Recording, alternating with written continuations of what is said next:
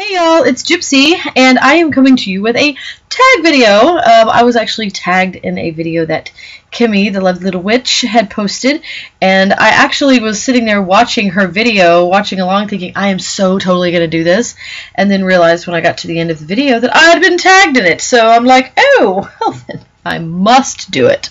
So here I am, but just know I was going to do it anyway, because it's cool. Let's go ahead and jump into it. Wait, first, I need to give a disclaimer. I look ratchet, formerly known as wretched, because I have been doing nothing but like focusing on studying lately. So when I'm home on the weekends, I do not groom past bathing and brushing of the teeth. So there you go. This is Gypsy. All natural, with no makeup, no hair done. I think I've done videos like this before anyway, so it's probably not even a really big deal. So whatever. I'm going to go ahead and get into the tag video. The first question was, and I'm just going to say them out loud. I'm not going to do any kind of titles or anything. Just follow along. Number 1, share your first paranormal experience that comes to mind. Well, the first, I haven't had a lot, I'll tell you. When it comes to being sensitive to other worlds, I am not as sensitive as others. That being said, I have had moments, and this one is actually from my childhood when I know more people are usually more sensitive anyway. We have an old ranch house that our family kind of owns together.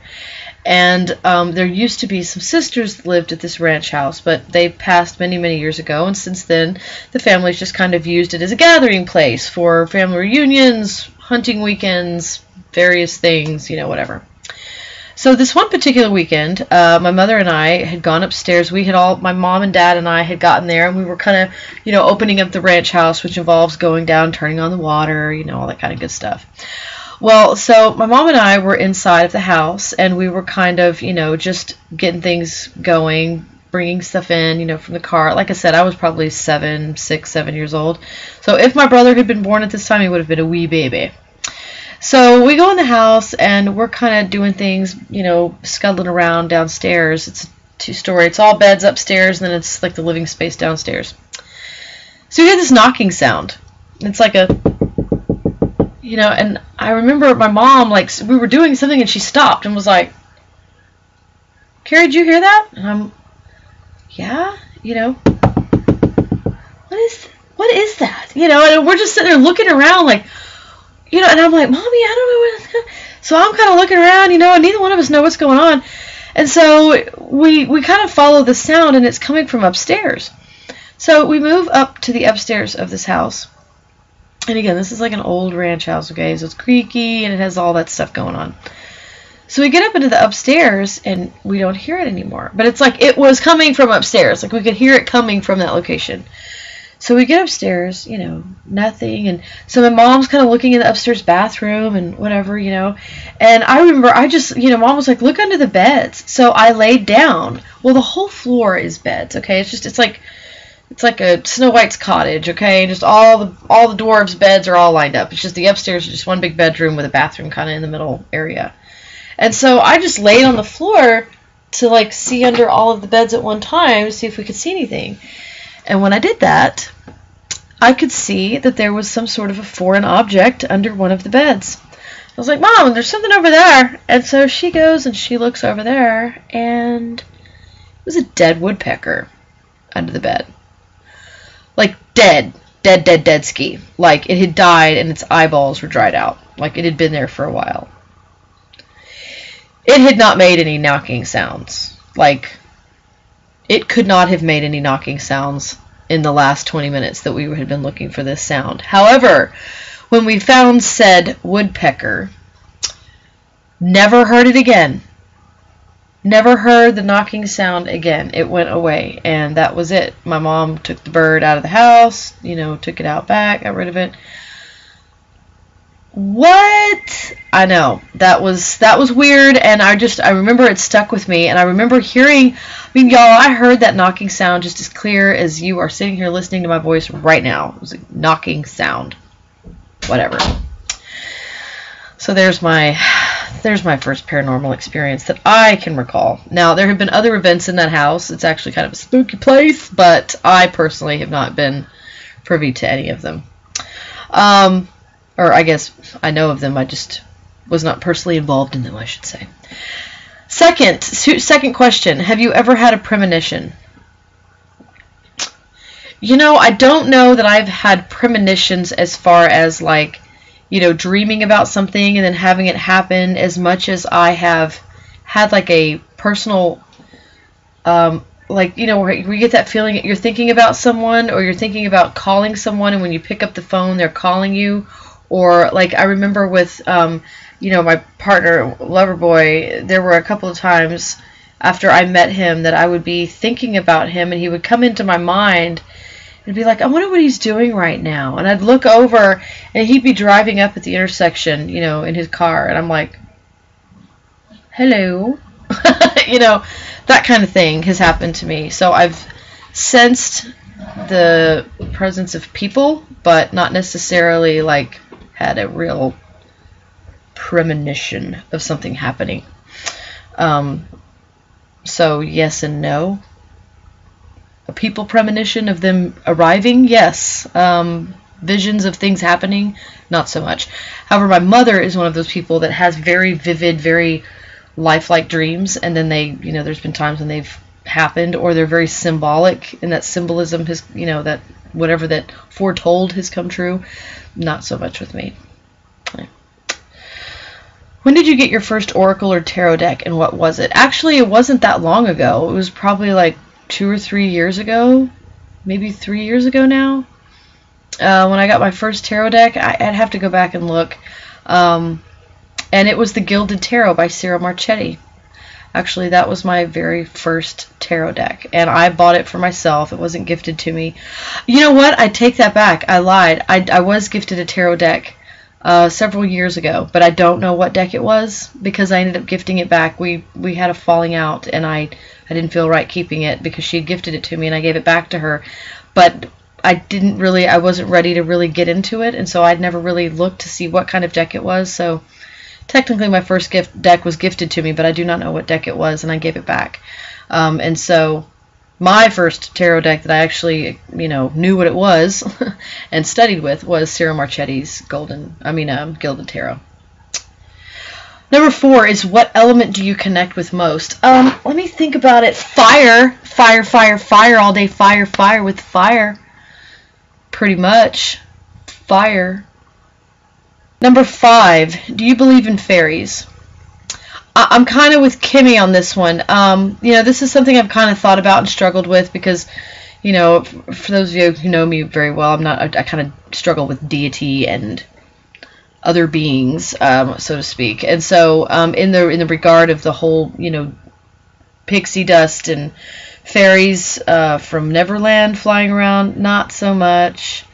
As far as spriteful blips of energy that, you know, can sometimes catch you and catch the corner of your eye, you know, that spark of inspiration, little spurts of energy that I pick up on here and there. If you want to call that a fairy, yes, I do believe in that, and I've felt it. I've been in the presence of that kind of a thing. So if you refer to fairies in that way, then yes. But again, that's a term that I guess in general I kind of shy away from, because there's a whole secular foo-foo la-la little thing tied with the whole word fairy. So, you know. 6, do you prefer the moon or the sun? Honestly, I have to say, as a person who is all up in the temperance lobe of my brain, if that exists, I have to say I really don't value one over the other. I think they're equally important. They're equally valuable. They're equally interesting and exciting to me. I really cannot tell you which one I prefer or connect with more than one or the other. I'm very connected with the moon on an emotional level, and I'm very connected with the sun on a physical level. So there's that. You know, I am a person, I love heat, I love hot weather, I love fire, I love sweaty bodies, I love all of the hot, you know, things that come with the energy of the sun, you know. But at the same time, there's a mysticism and a sense of mystery and intrigue that comes with the moon energy. That as a woman, I feel extremely tied to the moon and the moon energy. So, you know, I really truly cannot tell you one or the other. I'm straight up right in the middle. I can't have one without the other. I mean, I can't, one does not dominate me over the other, in my opinion. Even though I'm like, fire, fire, fire. If you're talking sun versus moon, it's like, oh, I can't call it. What is your favorite crystal / stone? Well, as far as what exists, you know, I don't know that I am educated enough on the crystal stone world to tell you that. However, in my possession, my very favorite crystal / stone would have to be my raw red jasper chunk that I own. I have spoken of it many times before. I think because of my connection to the fire element, that just, and I love the color red so much. I had it in my hair forever. I love red. I love that stone. That is my favoriteest stone. If I had to pick one stone to keep out of my entire collection, that would be the one. Number 8, can you see spirits or spirit beings? You know, I really, as a flat answer, I'm going to say no. I don't really. You know, my oldest daughter's a little more sensitive, that kind of thing, than I am. But I can't say that I've ever seen anything that I would interpret as being a ghost or any sort of a shadowy being of any kind. 9, would you rather be able to fly on a broomstick, breathe underwater, make things grow faster, or control fire? I'm really torn between flying on a broomstick and controlling fire. The thought of being able to just light candles, or, you know, be that person at the bonfire whenever the party's getting kind of quiet, just, what the hell? You know, I want to be that guy. At the same time, I would love the idea of being able to independently just fly around. That has to be like the coolest feeling ever. I love roller coasters. I love that kind of stuff. I'm really not afraid of heights. I'm not. I really, I think that would be freaking awesome to be able to jump on my Nimbus 2000 and just take off. Yeah, that's on the list of stuff I'd like to be able to do. 10, what is the animal totem that you feel most connected to? You know, this is one of those where it's like, I kind of am torn between two animals. I don't know that I'm torn 50-50. And that is, well, you know, I just realized, no, it's really not. I would have to say my totem animal is most likely the horse. My second runner-up, which is a very, very close, I mean, like, we're talking a fraction of a point difference here, is the snake. That is another animal that you know, it appeals to the side of me that I feel gets misunderstood. And it also appeals to that side of me that can be very sneaky. And, you know, not necessarily in a bad way, just, you know, I don't know how to explain it. I really identify with the snake, with snake energy, and with, you know, just everything that is the snake. But at the same time, hands down, I mean, I really feel like I wouldn't be surprised if somehow at some point in my past I actually was a horse. The freedom, and I've talked about this before in another video, and I don't know which one it is, but the spirit of the horse, that free spirit, that wildness, that majestic energy. There is something, I have so much respect and reverence for the horse. I just can't even, like, my dream, my ultimate lotto dream is to have even just a horse. Ideally at least 2 or 3 horses. I would want them to have each other, you know, but I would want to, I would love to be able to provide a home and share space with horses. That would be awesome. I mean, and snakes, you know, I'd really love to have my own snakes, but as long as Loverboy is in my life, the snakes will never happen because he just can't, just no, so whatever. But yes, definitely the horse with a side of snake. 11 is, what was your first animal spirit or animal totem? Well, that was definitely the horse. The snake came later, you know, in life, when I realized I had snaky tendencies. Number 12 is tell us about your first spirit guide. Now, this is an interesting question because I actually hadn't really considered spirit guides until very recently. Actually, I think it was just last month in January. I went to have a energy healing done. I do know how to speak my own language, I swear. But I went to have this energy healing done, and the woman who did it was telling me that while she was, clearing me and working through, my chakras, which I had a lot of stuff going on in my abdominal solar plexus region. And so while she was working, through that and helping to move that energy through, she said she got a visual of this old woman standing there, and she was kind of like an older, kind of hunched over, kind of older woman, and she spoke with like an Irish or Scottish accent, and she said something, to the effect of like, no more, or no more, like basically like I was taking on more than what I could deal with at the time, and that's what was kind of causing me issues. But this lady was basically kind of sitting there saying, you got to stop, you got to slow down, you got to slow down. And that struck me as really interesting because I do have Scottish roots. I have Scottish ancestors. Within the last 4 or 5 generations, they were Irish or Scottish, rather. And so that was kind of something that I was like, okay. So and that's one of those things I've been meaning to kind of look further into that and talk to her more about that, and I haven't had the chance. And this question actually kind of got me to thinking, I need to go back and revisit that and find out more about, what's going on with that lady, what's with the lady. So yeah, so we'll see. Apparently it's an older Scottish woman that's hanging about, watching out for me. Do you feel more, 13, do you feel more connected to the stars or the earth? This one I'm going to have to say I do have one that I'm more preferential to, and that is the earth. I do feel like I have more of a younger soul, not so much of the old soul that some people have. And for that reason, I just feel like I haven't gotten to the stars yet. I haven't gotten that far. I'm still kind of digging, playing around on my little rock, and I'm still kind of focused on my rock. And I feel that deep down.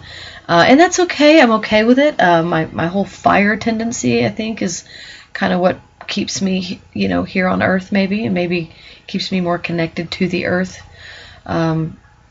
So there's that. Okay. 14, what is your preferred method of blessing or cleansing? Honestly, I have to say, it depends on what it is. If it's something that I hold dear, like a stone or an item of some sort, I'm all about touching and personally, holding it in my pocket or just holding it in my hands. Sometimes I will, kind of meditate with something in my hands. I don't really do the moonlight thing because I tend to forget things are outside and I don't want them to get all dewy and ruined, so I don't really do the moon cleansing. Sage I've done in my house. I've also done that with certain decks. But typically when it comes to like tarot deck cleansing, I'm all about the shuffle. I shuffle the shit out of those decks. That's pretty much how I cleanse my decks. But when it comes to items, if it's a small item, I'm usually more of kind of a touchy, get myself all over it kind of a person. Yeah, that's really my thing. I'm very touchy-feely with my cleansing. I infuse my own.